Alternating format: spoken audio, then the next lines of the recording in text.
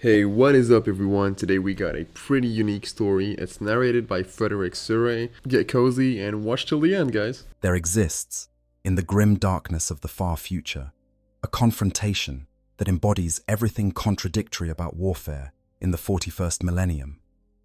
On one side stands a golden warrior, a being so perfectly crafted that he represents the apex of what humanity can become when guided by the Emperor's vision. On the other side surges a tide of green-skinned brutality, creatures born from spores and engineered for nothing but eternal war. This is the story of what happens when a custodian of the Adeptus Custodes faces an orc army, and it is a tale written in blood and gold across countless battlefields. To understand this confrontation, we must first understand the Golden Guardian himself. The Adeptus Custodes, known as the 10,000, stand as the Emperor's personal bodyguards, the finest warriors humanity has ever produced. They are not merely enhanced soldiers like the Space Marines, but something far more extraordinary. Where a Space Marine is mass-produced through surgical augmentation and genetic modification, a Custodian is handcrafted, a unique work of art created through alchemical processes that remain mysteries even to the Adeptus Mechanicus. The creation of a Custodian begins in infancy, unlike the Space Marines who are recruited in adolescence. The child selected for this honor undergoes transformation at the cellular level, with genetic manipulation so profound that it rewrites the very essence of what they are. Their organs are not implanted, but grown within them, integrated so completely that the line between enhancement and nature becomes meaningless. The process takes years, decades even, wood with master gene rights, carefully shaping every aspect of the warrior's development. The black carapace that Space Marines receive is replaced with something far more sophisticated, synaptic links that interface directly with their armor in ways that make the Auramite warplate an extension of their own body. When this process is complete, what emerges is a being that stands taller than even the largest Space Marine, typically reaching heights of 9 feet or more. Their musculature is dense beyond human comprehension, each fiber woven with alchemical enhancements that grant them strength sufficient to lift objects weighing several tons. Their bones are reinforced to withstand impacts that would shatter ceramite, their reflexes so swift that they can deflect laser fire with their weapons, tracking the beam's trajectory and intercepting it before it strikes home. Their senses operate at levels that border on the supernatural, able to hear a heartbeat from across a chamber or detect the chemical signature of fear in an enemy's sweat. But perhaps the most remarkable aspect of a Custodian is their mind. Unlike Space Marines, who are indoctrinated and hypno-conditioned to follow orders without question, Custodians are scholars and philosophers. Each one possesses an intellect that far surpasses even the enhanced cognition of a Space Marine. They are trained not just in warfare, but in poetry, art, philosophy, and statecraft. A Custodian can debate theology with a cardinal one moment, and then devise a battle strategy that accounts for thousands of variables the next. Their brains function like organic supercomputers, and processing information and making tactical decisions in microseconds. This intellectual capacity manifests in their combat doctrine, where Space Marines fight as a cohesive unit, following the commands of their sergeants and captains. Custodians are individual warriors who happen to fight alongside one another. Each one is fully capable of operating alone, analyzing the battlefield, adapting to changing circumstances, and executing complex strategies without need for orders. They do not rely on the tactical doctrine of their chapter or the support of their brothers. Each Custodian is an army unto himself, a complete military force compressed into a single golden form. Their equipment matches the quality of their creation. The Auramite armor they wear is not merely protective plating, but a masterwork of artifice that has no equal in the Imperium. Each suit is custom made for its wearer, fitted to their exact specifications, and decorated with precious gems harvested from the deepest vaults of terror. The armor provides protection superior to even the Terminator plate worn by Space Marine veterans, yet it moves with the fluidity of silk. The name of its wearer is inscribed within, along with records of every battle they have fought, every enemy they have slain, every moment of their long service. The weapons carried by the Custodians are legendary in their own right. The Guardian Spear, the most iconic weapon of the 10,000, is a power weapon of extraordinary craftsmanship. It stands taller than a man, yet its blade wreathed in disruptive energy fields that can carve through the heaviest armor as easily as flesh.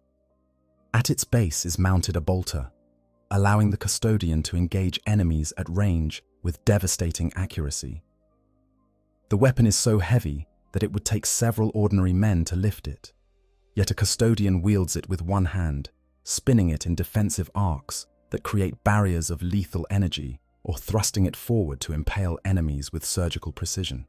Some Custodians prefer the Sentinel Blade and Presidium Shield, a combination that sacrifices reach for defense. The Sentinel Blade is a power sword of exceptional quality, shorter than the Guardian Spear, but no less deadly. The Presidium Shield is not merely a defensive tool, but an offensive weapon in its own right. Its rim sharpened to a molecular edge and capable of bisecting enemies with a single strike. When a Custodian advances behind the shield, he becomes nearly impervious to enemy fire. His already formidable armor, enhanced by the protection of a barrier that can turn aside even the most powerful weapons. The training regimen of a Custodian never ends. From the moment of their creation until their eventual death in battle, they are constantly honing their skills, perfecting techniques that have been passed down through 10,000 years of service. They practice forms called martial kata, specialized fighting stances designed to counter every conceivable opponent. Each kata consists of multiple stances that can be adopted mid-combat, and allowing the Custodian to shift from defensive postures designed to weather overwhelming firepower to aggressive strikes meant to tear through enemy lines. A Custodian facing hordes of weaker enemies might adopt the Dakaterai stance, which enhances their ability to cut through multiple foes with each sweep of their weapon. Against more formidable opponents, they might shift to the Rendak stance, which improves their ability to pierce heavy armor. This is the Golden Guardian. This is what the Emperor created to stand watch over Terra, to protect humanity's master from any threat that might emerge from the galaxy's darkness. They are biologically immortal, ceasing to age around 30 years of physical development and maintaining that peak condition indefinitely. There are Custodians who have served for thousands of years, their skills honed to levels that defy description, their experience encompassing conflicts that have shaped the Imperium's history. Now let us turn our attention to their opponent, the Greenskins. The Orcs, as they are known to the Imperium, are one of the galaxy's most widespread and dangerous species. To understand them is to understand warfare distilled to its most primitive and brutal essence. They are creatures born from violence, existing only to fight, who derive pleasure from conflict the way other species might derive pleasure from food or rest or love. The origins of the Orcs lie in a forgotten age, in the works of beings called the Old Ones, a race so ancient that they vanished from the galaxy millions of years before humanity took its first steps. The Old Ones were masters of biological engineering, as capable of creating entire species from raw genetic material. During their war against the Necrontyr, a conflict that would eventually consume the galaxy in flames, the Old Ones created living weapons. Among these were beings called the Krork, warrior organisms designed to fight endlessly, to spread across worlds like a plague, to overwhelm any opposition through sheer ferocity and numbers. The Krork were magnificent in their terrible purpose. They were larger than the Orcs of the current age, more organized, more intelligent, more dangerous. But the Old Ones disappeared, their empire crumbling and their works left to decay across the millennia.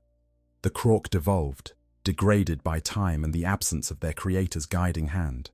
What remained were the Orcs, diminished versions of their predecessor race, but no less dangerous for that diminishment.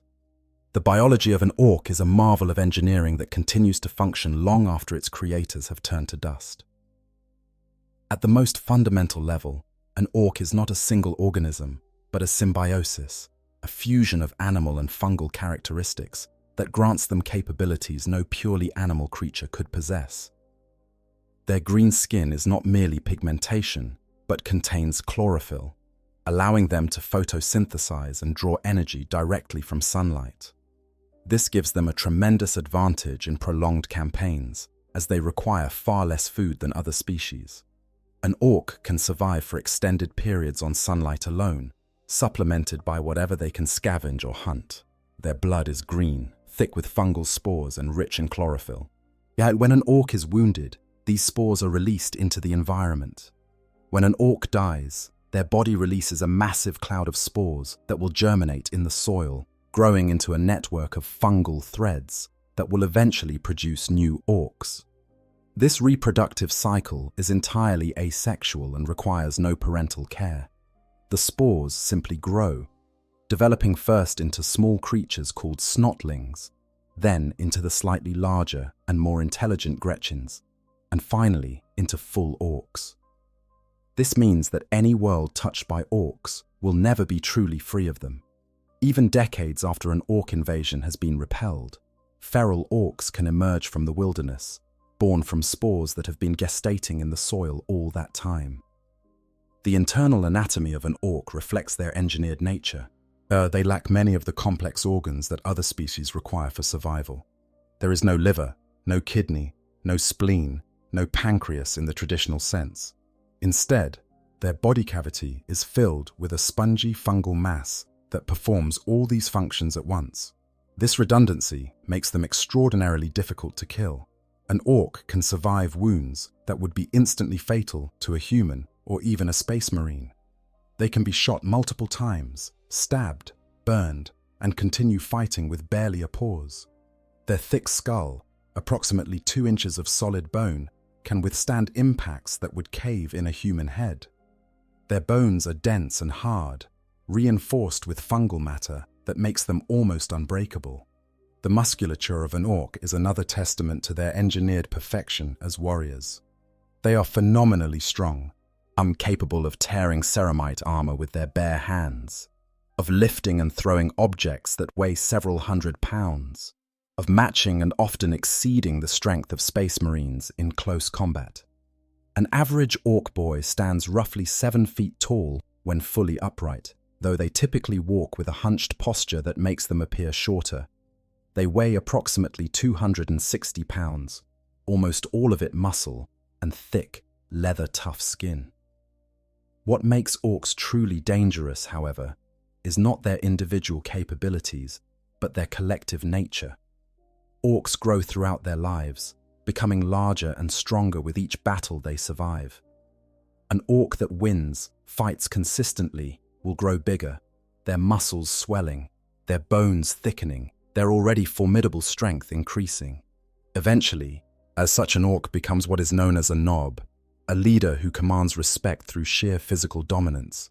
The largest and most successful orcs become war bosses, towering creatures that can reach 10 feet in height and weigh half a ton, monsters of muscle and rage who inspire their lesser kin through their presence alone. This growth is tied to success in combat, which creates a natural hierarchy in orc society. The biggest orcs are the strongest are the best fighters, and the best fighters win the most battles. This means that orc society is a perfect meritocracy of violence, where power is the only currency that matters. An orc that can beat another orc in a fight becomes that orc's boss. An orc that can beat all the other orcs becomes the war boss. It is a system that ensures the strongest, most cunning, most dangerous orcs rise to positions of leadership. The orc culture, such as it is, revolves entirely around warfare. They have no art except the decoration of their weapons. They have no philosophy except might makes right. They have no ambition except to find the next fight. This single-minded focus makes them terrifying opponents because they approach battle with a purity of purpose that other races cannot match. A human soldier fights because he must, carrying with him thoughts of home and family, and the fear of death. An orc fights because fighting is what they were made to do, because combat brings them joy, because the crash of battle is the only music they care to hear. When orcs gather in sufficient numbers, they generate what Imperial scholars call a Gestalt psychic field. This field is not controlled by any individual orc, but emerges from the collective consciousness of the horde. It has several effects, all of them beneficial to the orcs. First, it creates a kind of battle lust that drives the orcs to greater feats of violence. Second, it affects their ramshackle technology in ways that defy conventional physics. Orc weapons should not work, their vehicles should not function, their crude armor should not provide meaningful protection. But the Gestalt field makes belief into reality. If enough orcs believe that painting a vehicle red will make it go faster, then it will go faster. If they believe that purple is the color of stealth, then purple-painted orcs will become harder to see. This is not logical, not rational, not scientific in any meaningful sense, but it is undeniably real. The orc approach to warfare is as direct as their biology. They do not engage in complex strategic planning or subtle tactical maneuvers. They identify an enemy, they gather as many orcs as possible, and they attack. This simplicity is not a weakness, but a strength, because it means orcs are almost impossible to outwit through conventional military strategy. They do not have vulnerable supply lines, because they do not rely on supplies. They do not have fragile command structures, because the chain of command is simply whoever is biggest. They do not suffer from poor morale, because the concept of morale is alien to them. An orc army is less a military force and more a natural disaster, a green avalanche of violence that rolls over everything in its path through sheer momentum. When orcs go to war, they do so under the banner of what they call a crusade, a gathering of clans led by a particularly powerful war boss who has convinced or beaten other war bosses into following him. These crusades can number in the millions, entire armies of orcs mobilizing with the goal of finding the biggest fight possible. The orcs are not concerned with strategic objectives or territorial control. They fight because fighting is its own reward. Victory means they get to fight again. Defeat means they died doing what they loved. Either outcome is acceptable to an orc. So we have these two forces, diametrically opposed in every conceivable way. The Custodian represents the pinnacle of order, discipline, skill, and precision. Every movement is calculated. Every strike is placed with surgical accuracy. And every tactical decision is made with complete awareness of the broader strategic picture. The orcs represent chaos, instinct, brutality, and overwhelming force. They charge forward with no thought beyond killing whatever is in front of them, trusting in their natural toughness and their sheer numbers to carry them through any obstacle. This is the fundamental asymmetry that defines their confrontation. The Custodian fights as an individual, a lone warrior who needs no support and gives no quarter. The orcs fight as a tide, a mass of green flesh and crude weapons that seeks only to drown their enemies in blood. The Custodian is quality distilled to its absolute essence. The orcs are quantity elevated to an art form. The Custodian has centuries of training and experience. The orcs are born knowing how to fight. Yet the Custodian's weapons are masterworks of craftsmanship that take years to forge. The orcs' weapons are crude assemblages of scrap metal that should not function but somehow do. To understand what happens when these forces meet, we must look to history. There is a battle recorded in the annals of the Great Crusade, a conflict that took place on a world called Gyros Thravian. It was here, during the early days of the Emperor's conquest of the galaxy, that 1,000 Custodians faced an orc horde of staggering size. The Greenskins were led by a war boss named Garkul Blackfang, a creature of such immense power that he had united multiple orc clans under his banner, creating an army that numbered in the hundreds of thousands. 3 entire Space Marine legions had engaged this horde, the Imperial Fists under Rogel Dawn, or the Lunar Wolves under Horus, and the Death Guard under Mortarion. These were the Primarchs themselves, demigods leading armies of transhuman warriors, supported by countless millions of Imperial army soldiers and the full might of the Imperium's military machine. Yet despite this overwhelming force, the battle had gone poorly. Garkul Blackfang was no ordinary war boss. He was massive, intelligent by Orc standards, and utterly ruthless in his tactical decisions. His horde had pushed the Imperial forces to the brink of defeat. It was then that the Emperor himself arrived, descending from his golden battle barge, the Bucephalus, at the head of 1,000 custodians. The Emperor, as might be expected, took the field personally, seeking out Garkul atop the warboss's massive gargant. It was a towering war machine that served as both command center and weapon of destruction. In single combat atop this mechanical monstrosity, the Emperor faced the black-skinned warboss and, with a single stroke, decapitated the green-skinned leader. But while the Emperor fought their leader, the custodians engaged the Orc horde directly. What followed was a demonstration of martial prowess that has become legend. The 1,000 custodians moved through the Orc ranks like golden death, their guardian spears rising and falling in perfect arcs, their shots from the spear-mounted bolters finding their targets with unerring accuracy. They did not fight as a unit in the traditional sense, did not maintain formation or support one another as Space Marines would.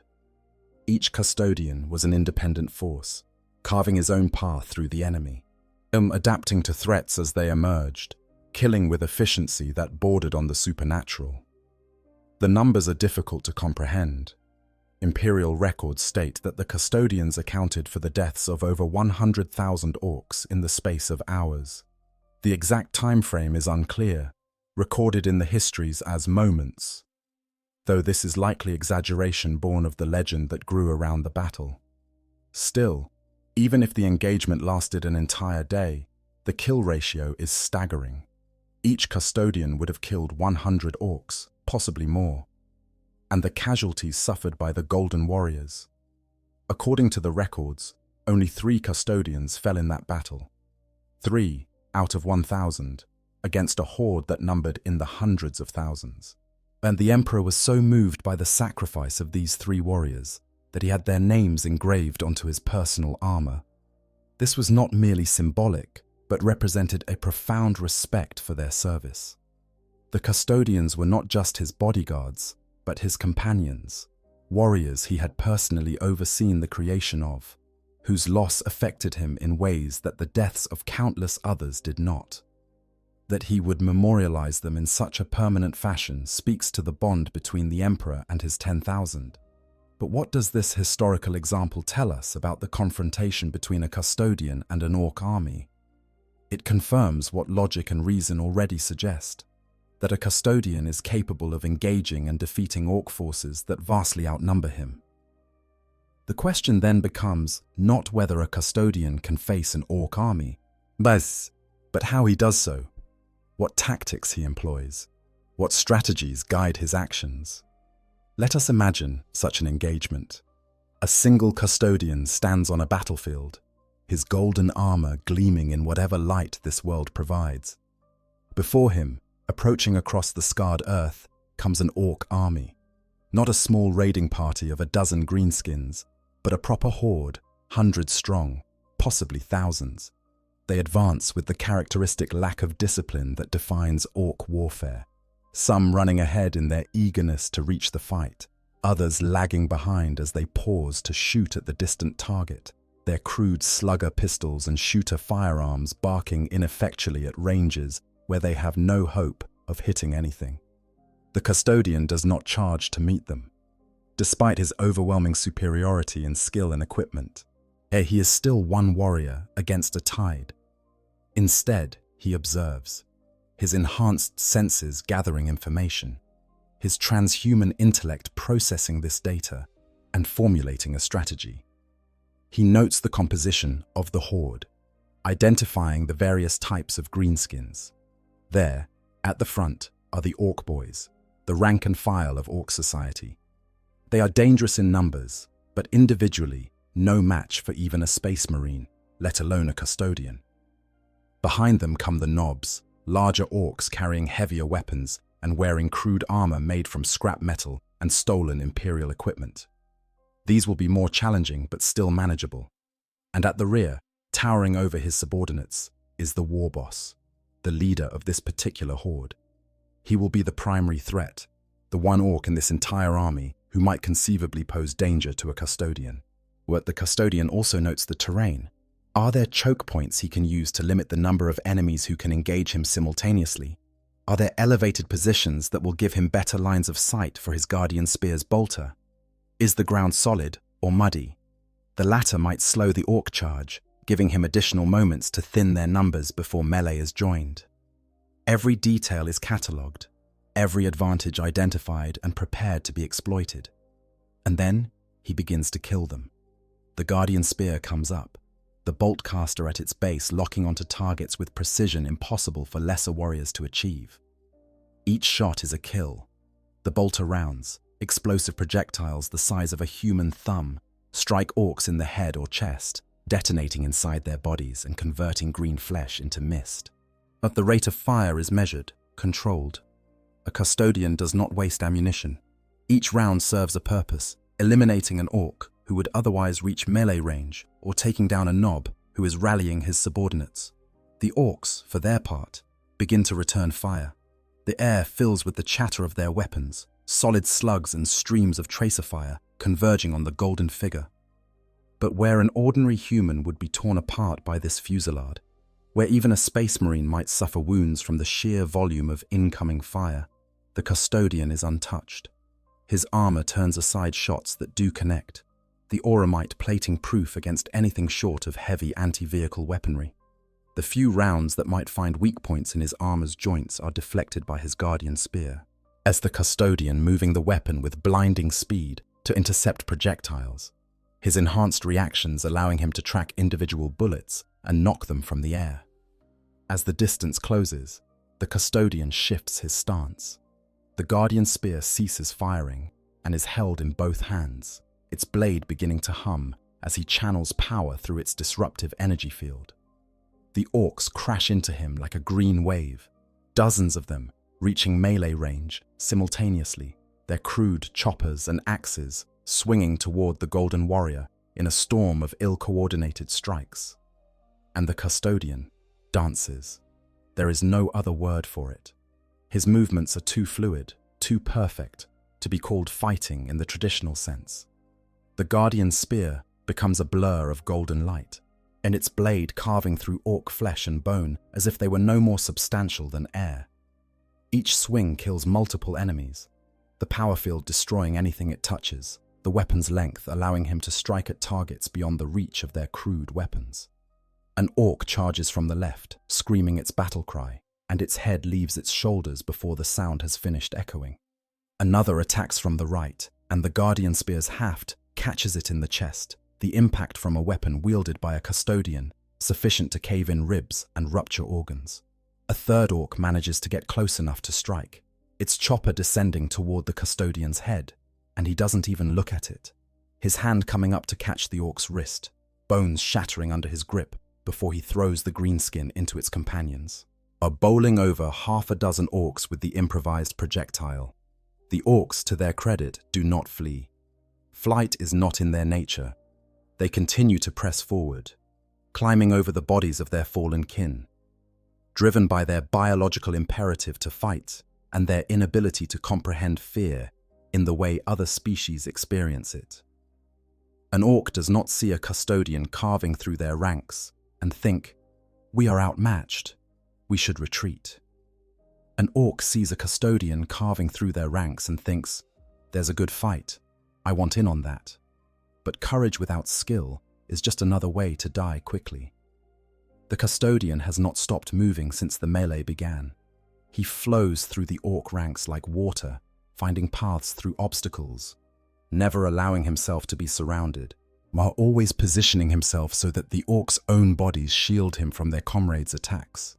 When a nob finally pushes through the press of lesser orcs, swinging a power claw that could tear through tank armor, the custodian is already moving, the Guardian Spear's tip finding the joint in the nob's crude armor, punching through and penetrating deep into the greenskin's chest.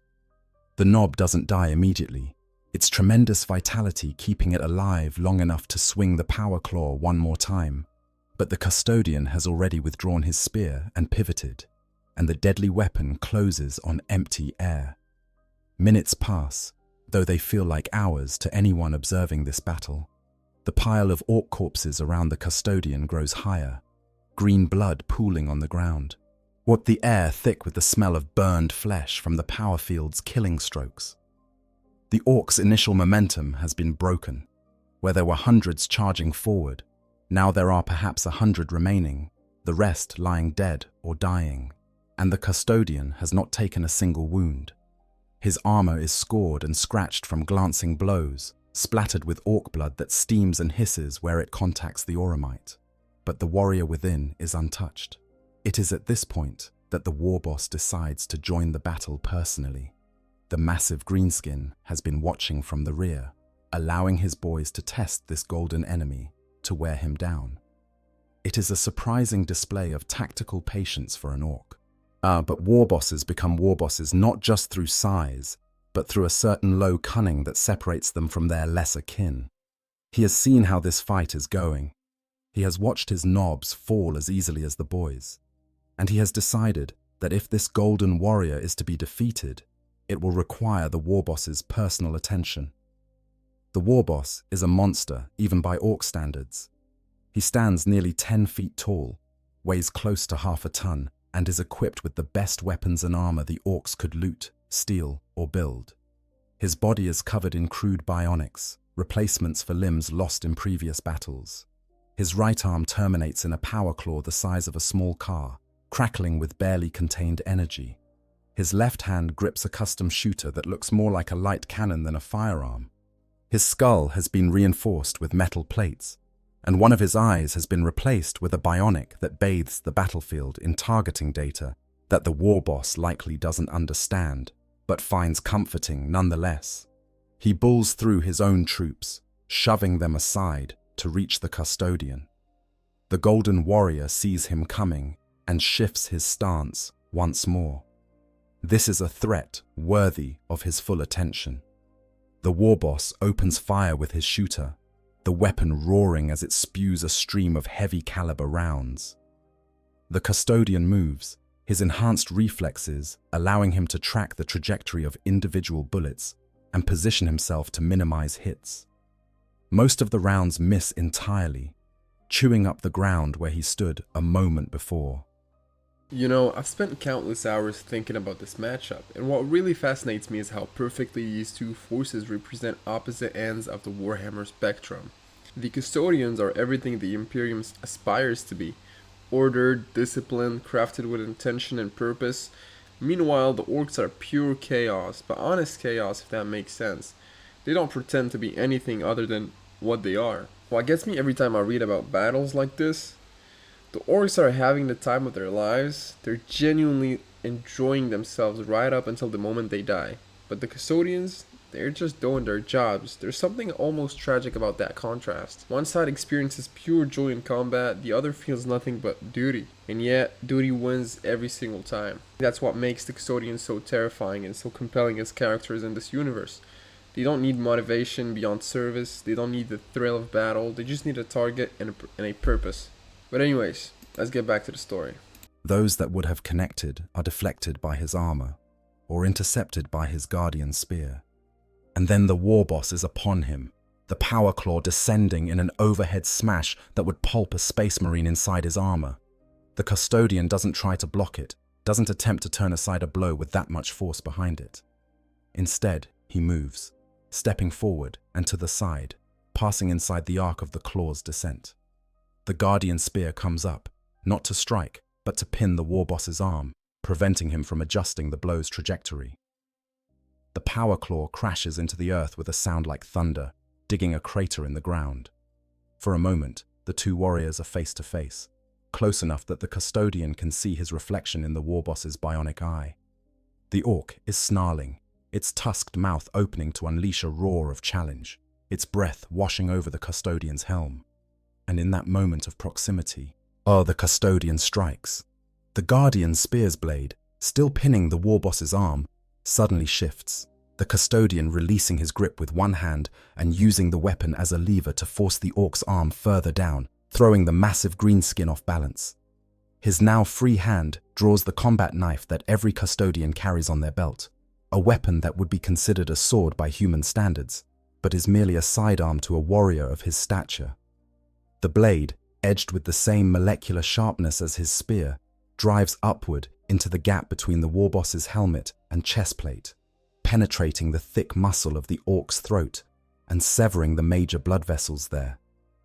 The warboss gurgles, green blood fountaining from the wound. It tries to grab the custodian with its left hand, but the golden warrior has already stepped back, retrieving his guardian spear and bringing it around in a horizontal cut that takes the warboss's head from its shoulders. The massive body stands for a moment longer, as if confused about being dead, before finally toppling backward to crash among the corpses of its subordinates. The remaining orcs, seeing their leader fall, finally break. It is not fear that drives them away, not in the human sense, but a sudden lack of direction. The warboss was the center of their world, the reason for this particular gathering. With him dead, there is no more reason to be here, no more purpose to this fight. The orcs scatter, each one returning to whatever came before this battle, or most likely wandering off to find another war boss to follow, or perhaps trying to establish themselves as the new boss of whatever remains of the horde. The custodian does not pursue them. His objective was never to eliminate every orc in this army, but to break their cohesion, to remove the threat they represented. With the war boss dead and the mob scattered, the mission is accomplished. He stands among the dead, his armor dripping with the blood of his enemies, his breathing calm and controlled, his heartbeat barely elevated from the exertion. He has faced an army and emerged victorious, as custodians have done since the dawn of the Imperium. But let us consider the factors that made this possible. A custodian's advantage over orcs is not merely a matter of superior skill or better equipment, though both of those things are certainly present. The true advantage lies in the fundamental nature of how they each approach combat. An orc fights on instinct, guided by genetic memory and the joy of violence.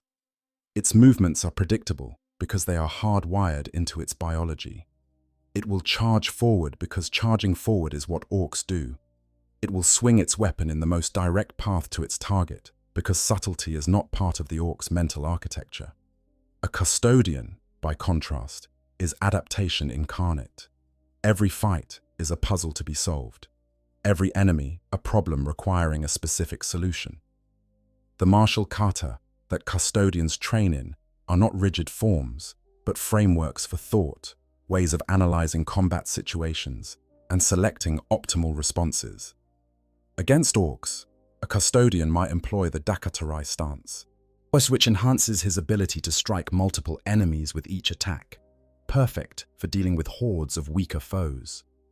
The stance doesn't dictate his movements but rather optimizes them, allowing his transhuman reflexes to find the most efficient paths through enemy formations. The equipment disparity is also significant. A guardian spear is a weapon that has been crafted over months or even years by the finest artificers in the Imperium. Its power field never flickers or fails. Its balance is perfect. Its integrated bolter hits what it is aimed at with unfailing accuracy. An orc's chopper, by contrast, is a piece of scrap metal with a sharpened edge, held together by crude welding and the Gestalt psychic field that makes orc technology function at all. An orc's armor is whatever it could steal or build, offering protection that is partial at best and often completely ineffective against weapons designed to defeat proper military-grade protection. The physical disparity, interestingly, is not as pronounced as one might think. A large orc, particularly a nob or warboss, can match or exceed a custodian in raw strength. They are both creatures of prodigious physical power, capable of feats that would seem impossible to ordinary humans. But strength without skill is of limited value in combat.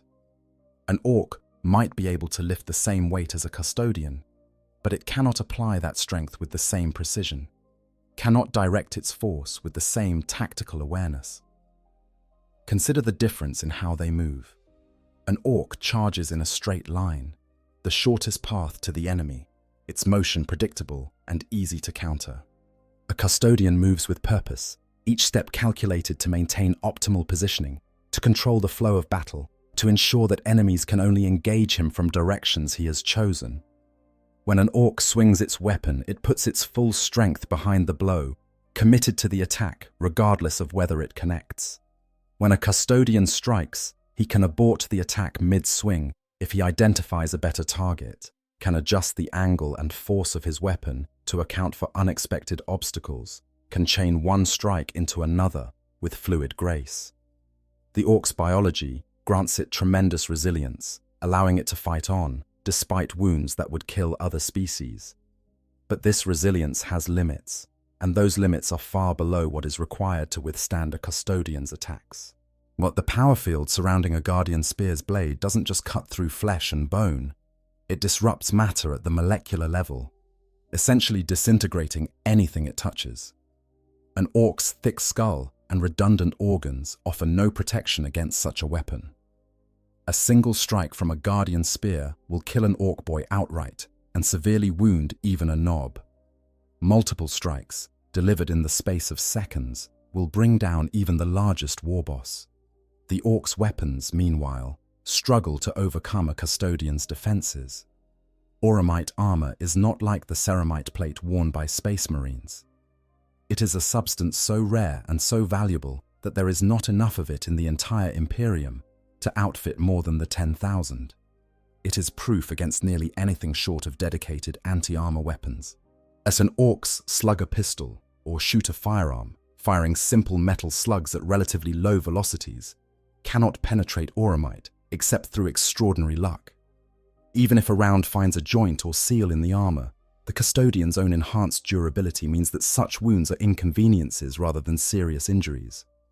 The melee weapons are more dangerous, particularly the power claws wielded by nobs and war bosses.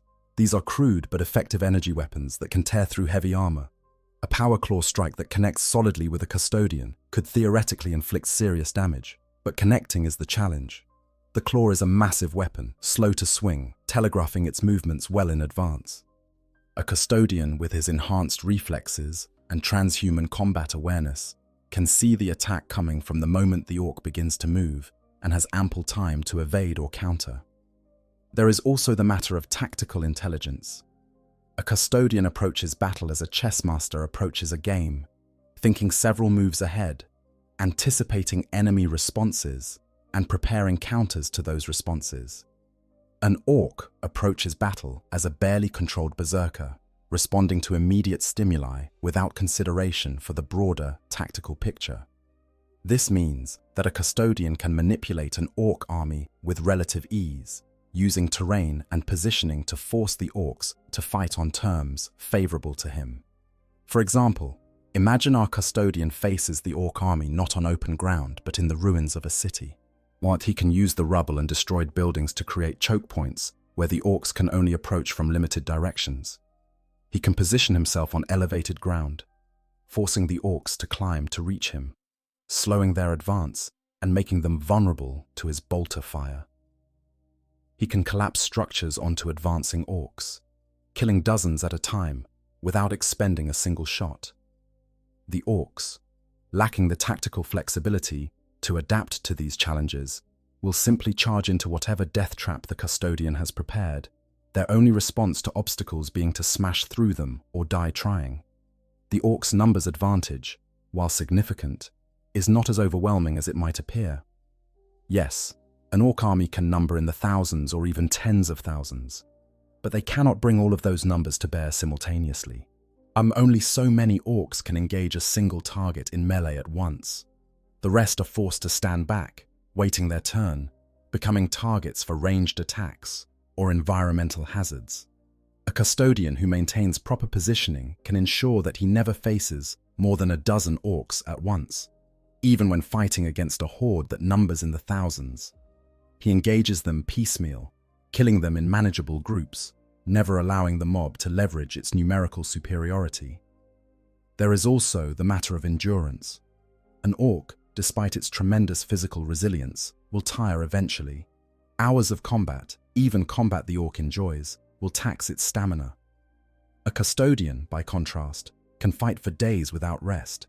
His augmented physiology requires less sleep than even a space marine. As his armor's life support systems regulate his body temperature and provide him with nutrients and stimulants as needed, his training has conditioned him to maintain peak performance even when exhausted. In a prolonged engagement, this disparity becomes decisive. The orcs will tire, will slow, will become sloppy in their attacks. The custodian will maintain the same level of precision and speed that he displayed in the battle's first moments. But perhaps the most significant advantage the custodian possesses is psychological. Not in the sense that he can intimidate the orcs into fleeing, because orcs fundamentally do not experience fear in that way. Rather, the psychological advantage lies in the custodian's perfect discipline and control. He does not experience battle rage or bloodlust. He does not make decisions based on anger or frustration. Every action is calculated. Every response is measured.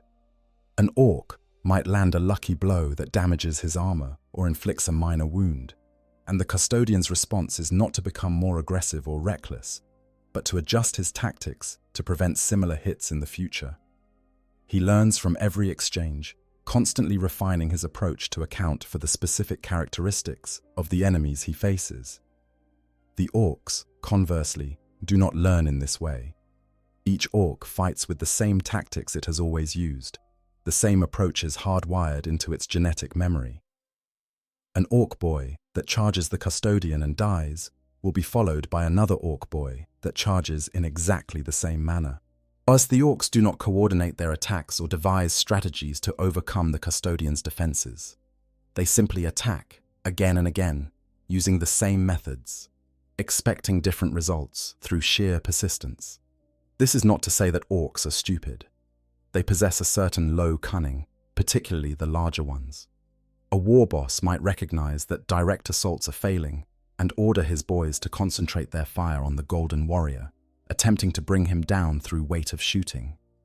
But this tactical flexibility is limited and does not extend to actually learning from the engagement. The war boss makes decisions based on what seems effective in the moment, not on analysis of the custodian's capabilities and weaknesses. Let us consider another scenario. Suppose the custodian does not face a horde led by a single war boss, but rather multiple mobs, each with its own leader, all converging on his position from different directions.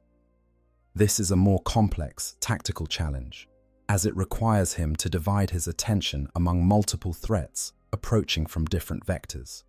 A lesser warrior might be overwhelmed by this situation, unable to track all the different enemy groups simultaneously, forced to focus on one direction while leaving himself vulnerable to attacks from others. But a custodian is not a lesser warrior. His enhanced senses and transhuman cognition allow him to maintain awareness of all the approaching mobs simultaneously.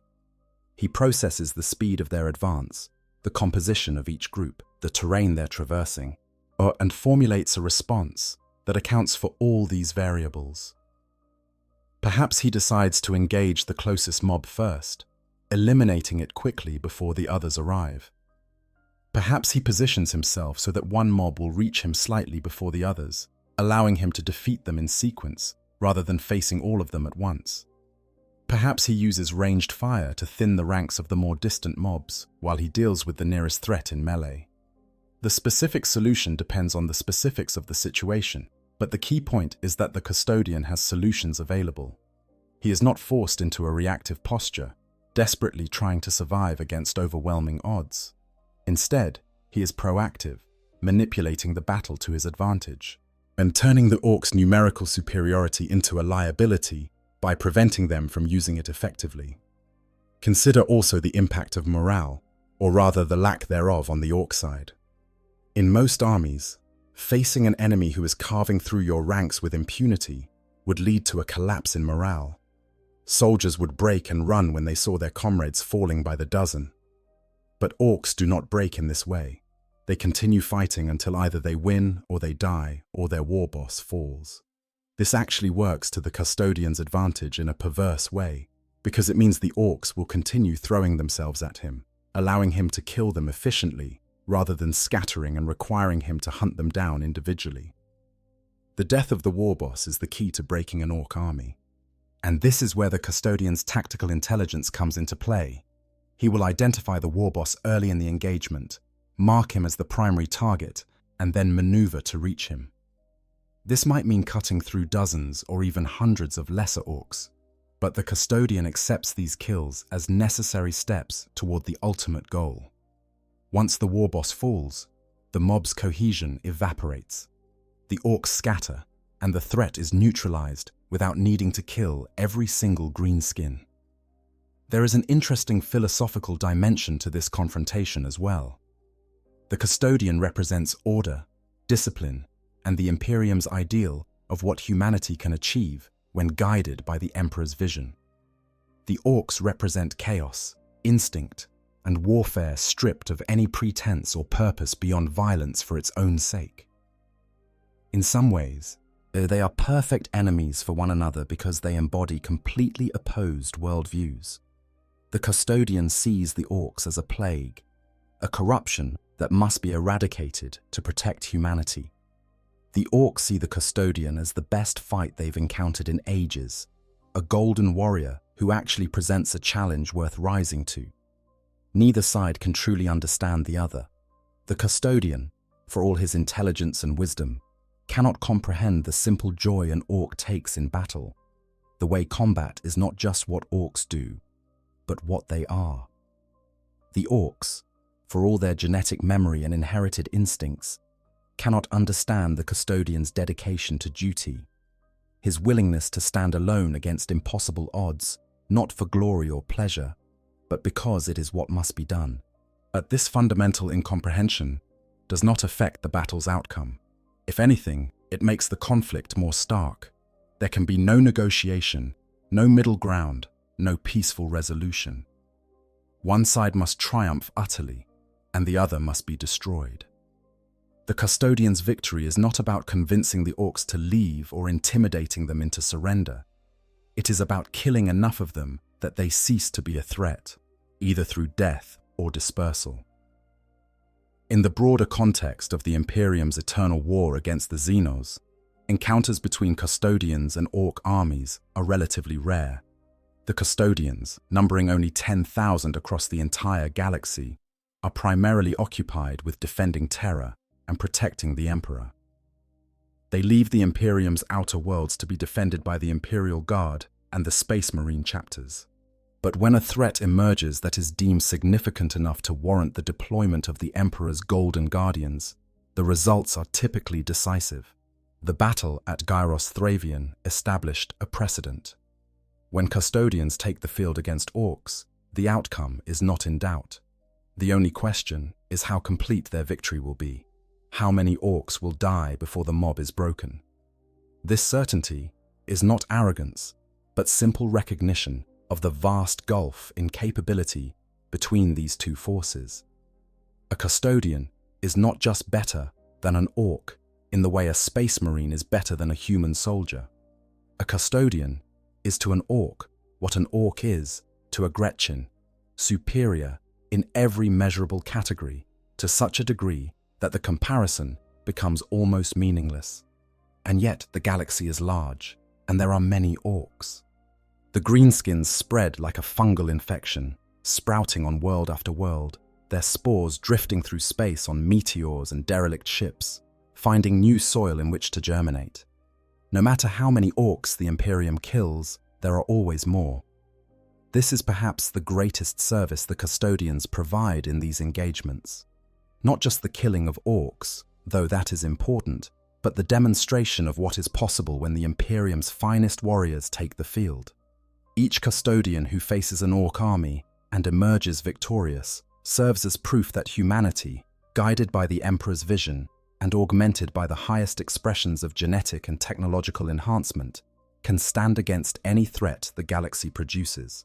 The lessons learned from these confrontations inform the broader Imperial strategy for dealing with greenskin incursions. While most Imperial forces cannot replicate the individual prowess of a Custodian, they can learn from the tactical approaches these golden warriors employ. The importance of targeting orc leadership, of using terrain to negate numerical advantages, of maintaining discipline in the face of overwhelming assault. These principles apply whether the soldiers are Custodians or Imperial Guardsmen. The difference is one of scale and efficiency, but the underlying tactics remain sound. There is also a symbolic dimension to these battles that should not be overlooked. The Custodians represent the Emperor's will made manifest, the closest thing to his personal attention that most of the galaxy will ever experience. When a Custodian engages an orc army, it is as if the Emperor himself has declared that this particular greenskin infestation will not stand. The message is clear. There are forces in the Imperium that no amount of numbers or ferocity can overcome. The orcs, who respect only strength and violence, encounter in the Custodians a form of strength so overwhelming that it transcends their ability to comprehend it. They die, not understanding what killed them, only knowing that they faced a warrior unlike any they had encountered before. For the Custodian, these engagements are not glorious adventures or tests of worth. They are simply duty. The orcs threaten Imperial citizens or assets, and the Custodian eliminates the threat. There is no pride in killing orcs any more than there would be pride in exterminating vermin. The orcs are obstacles to be overcome, problems to be solved. The Custodian takes no pleasure in the slaughter, feels no satisfaction from the victory beyond the knowledge that his mission has been accomplished. This dispassionate approach to combat is one of the factors that makes Custodians so effective. They do not become emotionally invested in the battle. They do not seek revenge for fallen comrades or try to prove themselves against worthy opponents. Each fight is approached with the same calculated precision, whether facing a single orc or an entire horde. The orcs' violence, their rage, their bloodlust, none of these things affect the Custodian's performance. He remains centered, focused, executing his duty with the perfect discipline that centuries of training have instilled. In the end, the confrontation between a Custodian and an orc army is not really a battle in the traditional sense. It is more like a force of nature encountering an obstacle. The Custodian is the avalanche, unstoppable and implacable. The orcs are the village in its path, doomed from the moment they chose to stand in that particular spot.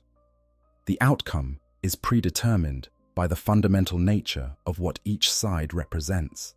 The only variables are the details, the specific sequence of deaths, the exact moment when the orc mob breaks and scatters. But let us be clear about one thing.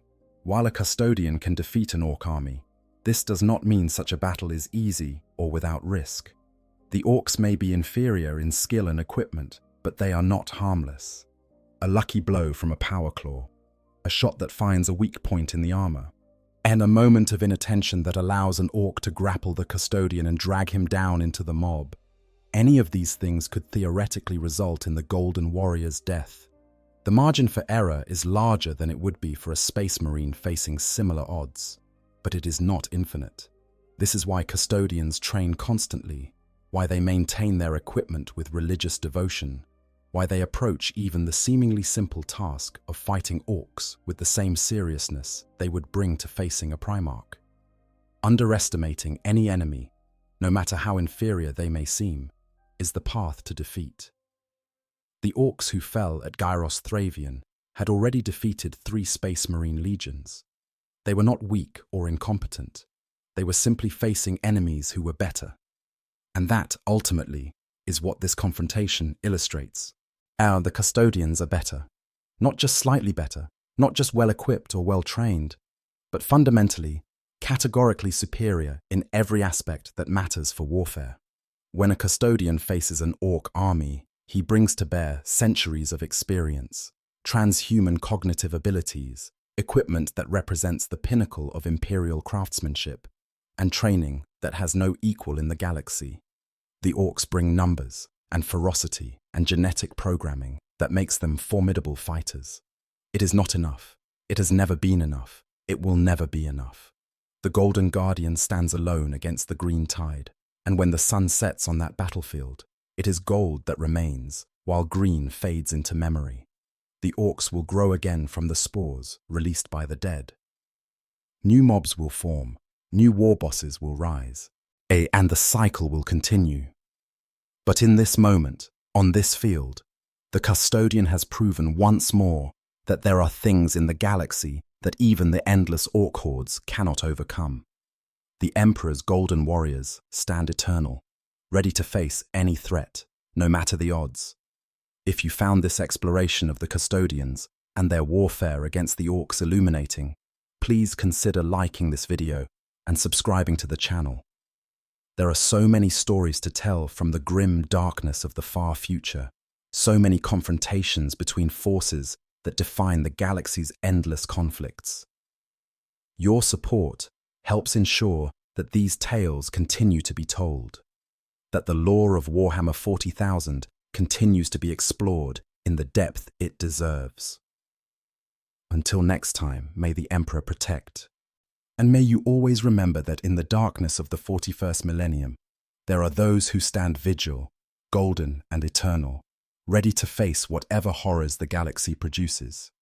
I hope you guys enjoyed the story. Make sure to hit the subscribe, like, share button, whatever you want. Give me some feedback if there's any. And yeah, sleep well.